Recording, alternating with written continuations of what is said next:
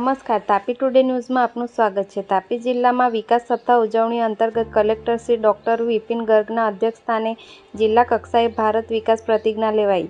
દેશના વડાપ્રધાન શ્રી નરેન્દ્રભાઈ મોદીના નેતૃત્વમાં ગુજરાતના સફળ અને સર્વગ્રાહી વિકાસ યાત્રાના 23 વર્ષની સફળતાની ઉજવણીના ભાગરૂપે રાજ્ય સરકાર દ્વારા સમગ્ર રાજ્યમાં તારીખ 7 થી 15મી ઓક્ટોબર 2024 દરમિયાન વિકાસ સપ્તાહની ઉજવણી કરવામાં આવી રહી છે.